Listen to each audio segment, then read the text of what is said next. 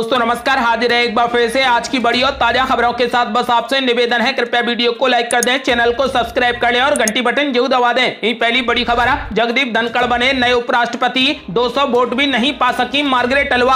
आपको बता दें कि पश्चिम बंगाल के राज्यपाल जगदीप धनखड़ देश के नए उपराष्ट्रपति बन गए हैं। उन्होंने अपने प्रतिद्वंदी और विपक्ष की उम्मीदवार मार्गरेट अलवा को हरा दिया है। धनखड़ को 528 वोट मिले, इनमें से 15 वोट अमान्य रहे। वहीं मार्गरेट अलवा को कुल 182 वोट मिले। इस तरीके से जगदीप धनखड़ ने विपक्ष के उम्मीदवार को 346 मतों के अंतर से हरा दिया। लोकसभा के महासचिव उत्पल कुमार ने प्रेस कॉन्फ्रेंस कर उनकी जीत का औपचारिक ऐलान किया। हालांकि एनडीए उम्मीदवार जगदीप धनखड़ के जीत के कयास शुरू से ही लगाए जा रहे थे। शनिवार को संसद में उपराष्ट्रपति चुनाव के लिए कुल 780 में से 725 सांसदों ने अपने मताधिकार का प्रयोग किया। आपको बता दें कि तृणमूल कांग्रेस के 34 सांसदों ने वोट नहीं डाले। वहीं सपा और शिवसेना के 2 और बीएसपी के 1 सांसद ने वोटिंग से किनारा कर लिया। जगदीप धनखड़ के उपराष्ट्रपति बनने पर पीएम मोदी, गृह मंत्री अमित शाह समेत कई नेताओं ने बधाई दी। उनके उपराष्ट्रपति बनने पर दिल्ली स्थित भाजपा मुख्यालय में जश्न मनाया गया। ढोल नगाड़ों के साथ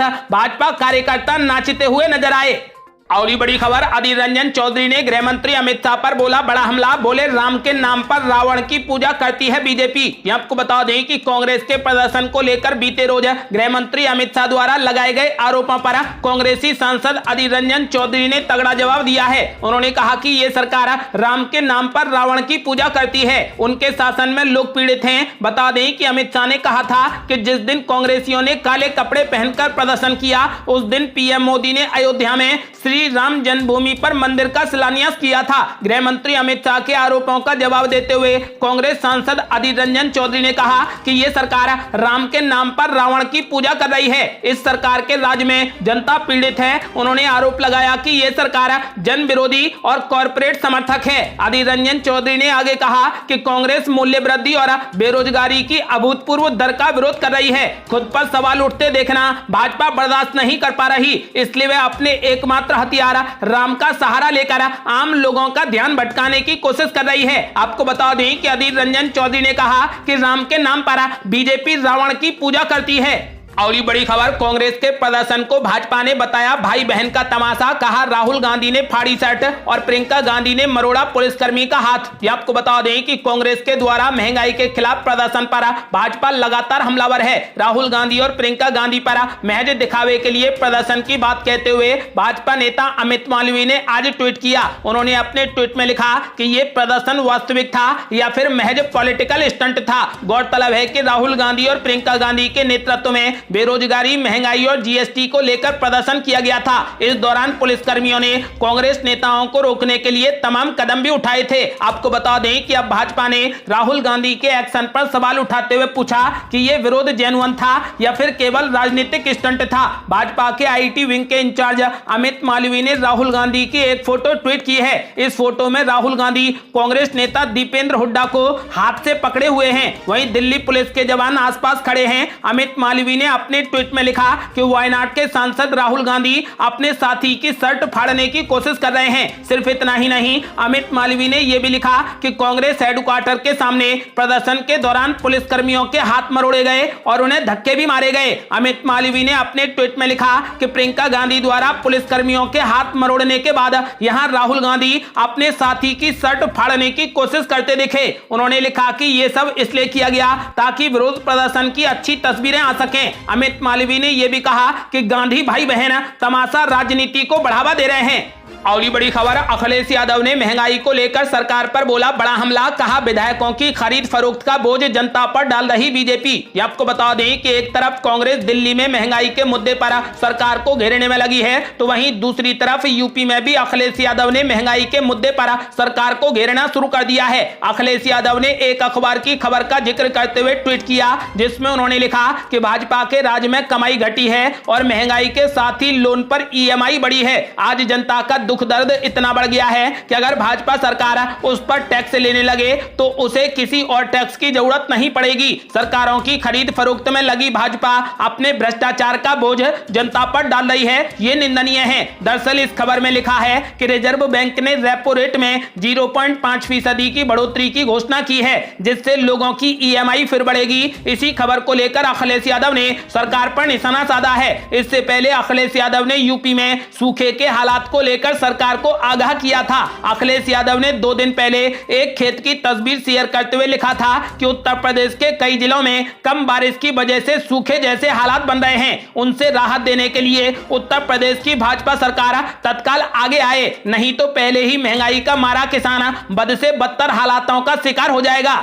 अगली बड़ी खबर, नेशनल हेराल्ड केस में सोनिया गांधी और राहुल गांधी से ईडी दोबारा कर सकती है पूछताछ, छापेमारी में मिले अहम दस्तावेज। ये आपको बता दें कि नेशनल हेराल्ड केस में गांधी परिवार से पूछताछ को लेकर जारी सियासी प्रदर्शन के बीच ईडी सोनिया गांधी और राहुल गांधी से दोबारा पूछताछ करने की तैयारी कर रही है। दरअसल इस मामले में जांच एजेंसी के हाथ में नए सबूत लगे हैं, इसलिए ईडी फिर से नए सिरे से सवाल जवाब की तैयारियों में जुट गई है। सूत्रों के अनुसार यंग इंडियन और एसोसिएटेड जनरल लिमिटेड को 2019 तक नाम मात्र की कंपनियों से फंड मिलना जारी रहा था। टाइम्स ऑफ इंडिया में छपी रिपोर्ट के अनुसार सूत्रों ने बताया कि ईडी के पास इस बात की पुख्ता जानकारी है कि यंग इंडियन और एसोसिएटेड जनरल लिमिटेड को कथित नाम मात्र की बंद कंपनियों से फंड मिलता रहा। फरवरी 2016 में जब सुप्रीम कोर्ट ने इस मामले में गांधी परिवार और अन्य लोगों के खिलाफ ट्रायल रोकने की याचिका को खारिज कर दिया था, लेकिन फंड मिलने का यह सिलसिला इसके बाद भी जारी रहा। हाल ही में ईडी ने नेशनल हेराल्ड केस में दिल्ली समेत कई जगहों पर छापेमारी की थी। इस दौरान जांच एजेंसियों के हाथ में कुछ नए पुख्ता दस्तावेज मिले हैं। सूत्रों ने बताया कि ईडी इस मामले में सोनिया गांधी, राहुल गांधी और मल्लिकार्जुन खड़गे से फिर से पूछताछ कर सकती है।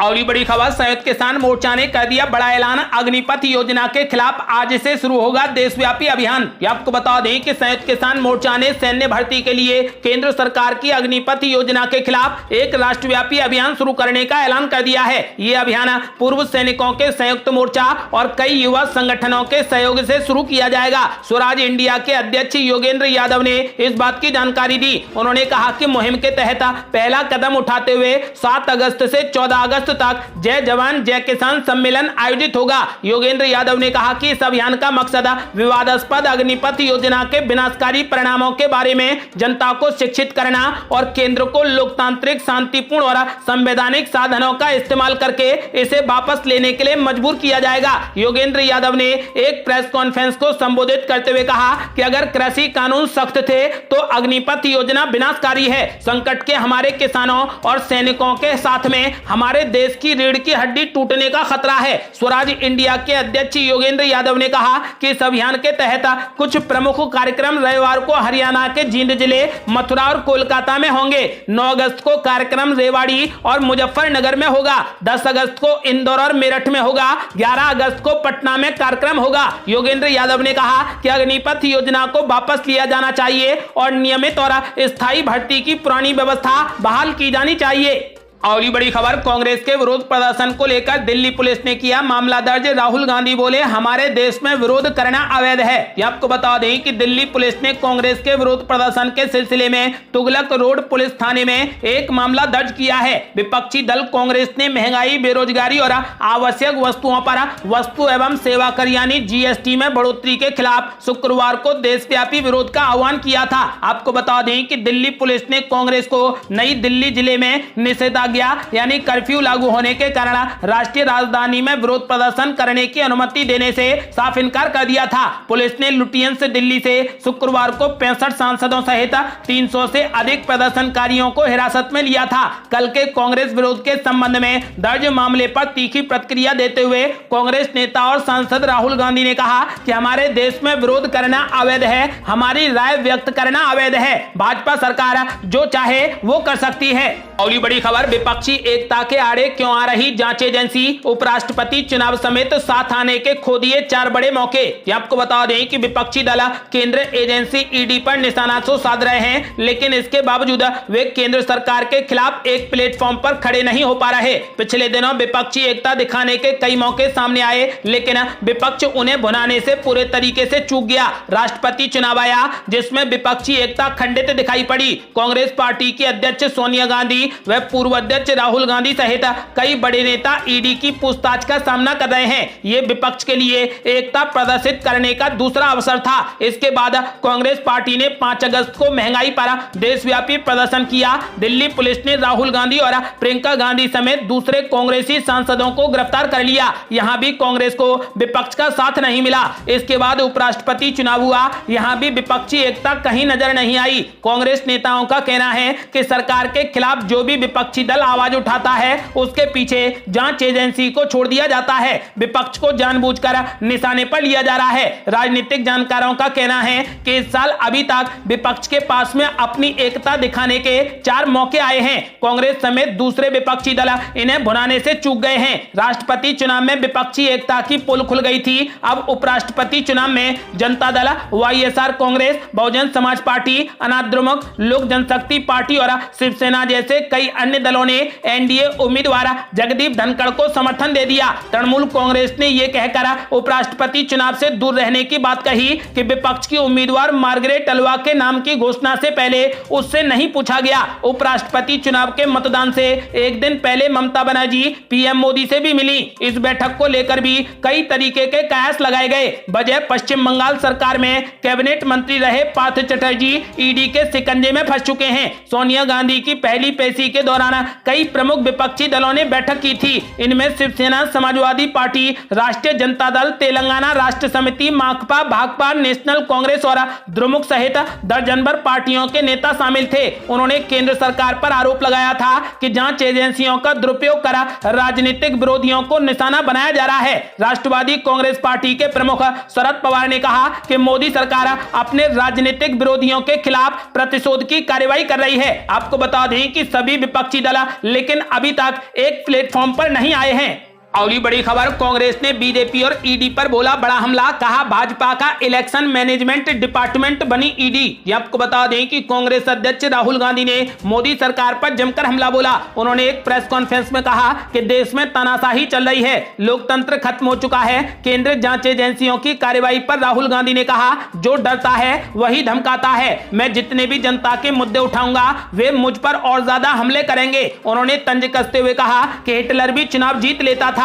कांग्रेस के दूसरे नेताओं ने कहा कि विपक्ष को डराया जा रहा है। विपक्षी दलों में ईडी की मदद से भय का माहौल बनाया गया है। जैसे ही विपक्षी दल एक होने का प्रयास करते हैं तो केंद्र सरकार किसी न किसी एजेंसी को उनके नेताओं के पीछे छोड़ देती है। कांग्रेस नेता अजय माकन ने कहा कि विपक्ष के जो नेता मुंह बंद कर लेते हैं या भाजपा में शामिल हो जाते हैं वे ईडी की कार्रवाई से बच जाते हैं। ये एजेंसी भाजपा का इलेक्शन मैनेजमेंट डिपार्टमेंट बन गई है। राजनीतिक जानकारों का कहना है कि ईडी का एक फैक्टर हो सकता है, लेकिन विपक्षी दलों को इसके आगे खुद को कमजोर नहीं बल्कि ताकत दिखानी चाहिए। विपक्षी द्वारा कोई एक ऐसा सर्वमान्य नेता तलाशना होगा जो सभी को भाजपा के खिलाफ एक प्लेटफॉर्म पर ले आए। जब तक ऐसा नहीं होगा तब तक भाजपा को टक्कर देना मुश्किल होगा। अगली बड़ी खबर, तिरंगा की आड़ में दंगा करा सकती है बीजेपी, अखिलेश यादव के इस बयान पर उप मुख्यमंत्री केशव प्रसाद मौर्य ने बोला बड़ा हमला, कांग्रेस पर भी साधा निशाना। आपको बता दें कि समाजवादी पार्टी के राष्ट्रीय अध्यक्ष अखिलेश यादव के तिरंगा की आड़ में दंगा वाले बयान पर उप मुख्यमंत्री केशव प्रसाद मौर्य ने जमकर हमला बोला है। केशव प्रसाद मौर्य ने इस दौरान कांग्रेस पर भी जमकर निशाना साधा। उन्होंने कहा कि कांग्रेस अपने परिवार के 2 सदस्यों को बचाने में जुटी है और काले कपड़े पहनकर काले कारनामों को पाना चाहती है। उन्होंने कहा कि कांग्रेस को राम मंदिर बनने से कष्ट है। 5 अगस्त 2020 को अयोध्या में भव्य राम मंदिर का निर्माण कार्य शुरू हुआ था। 2022 में इसी तारीख को कांग्रेस काले कपड़े पहनकर सड़कों पर उतरी। उन्होंने कहा कि यह दुर्भाग्य है कि जहां देश मंदिर निर्माण की खुशी मना रहा है वहीं कांग्रेस अपने परिवार के 2 सदस्यों को बचाने के लिए सड़कों पर नजर आ रही है। उप मुख्यमंत्री ने पूर्व मुख्यमंत्री अखिलेश यादव पर भी जमकर हमला बोला। उन्होंने कहा कि तिरंगा फहराने के अभियान से उन्हीं लोगों को तकलीफ हो रही है जिनकी सरकार में हर दिन दंगा हुआ करता था। उन्होंने कहा कि पूर्व मुख्यमंत्री अखिलेश यादव को अपनी सरकार का कार्यकाल याद आ रहा होगा। उन्होंने कहा कि उनकी सरकार लगातार दूसरा कार्यकाल पूरा कर रही है और अखिलेश यादव को बताना चाहते हैं कि ना पहले टर्म में कोई दंगा हुआ और ना ही दूसरे टर्म में किसी तरीके का बवाल हो रहा है। उप मुख्यमंत्री ने कहा कि महंगाई चौर है, सरकार महंगाई को कम करने की कोशिश कर रही है।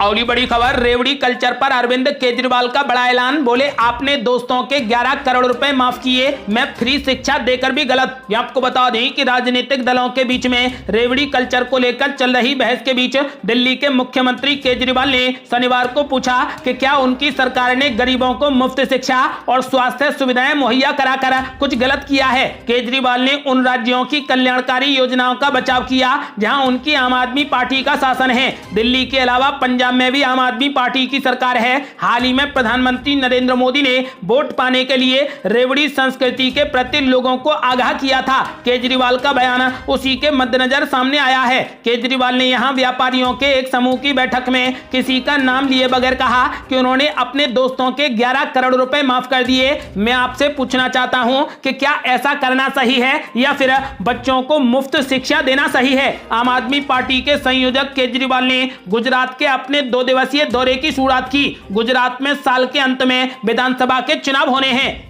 और ये बड़ी खबर, मुख्यमंत्री योगी आदित्यनाथ ने दे दिया बड़ा आदेश। यूपी के 75 बस स्टैंडों का बदलेगा नाम, 75 बसों को भी मिलेगी नई पहचान। ये आपको बता दें कि आजादी का अमृत महोत्सव के बीच यूपी के 75 बस स्टैंडों को नई पहचान मिलने जा रही है। बस स्टैंडों के साथ साथ 75 बसों का भी नाम बदला जाएगा। बदला हुआ नाम स्वतंत्रता संग्राम सेनानियों के नाम पर किए जाने की तैयारी है। ये थी अब तक की बेहद बड़ी खबरें। यदि आप भी चाहते हैं कि भारत जल्द से जल्द कोविड मुक्त हो जाए तो इस वीडियो को लाइक कर अपनी राय हमें कमेंट बॉक्स में जरूर दें। यदि आपने अभी तक हमारे चैनल को सब्सक्राइब नहीं किया है तो कृपया चैनल को सब्सक्राइब कर घंटी बटन जरूर दबा दें। जल्दी मिलते हैं बड़ी अपडेट के साथ, तब तक के लिए जय हिंद, जय भारत।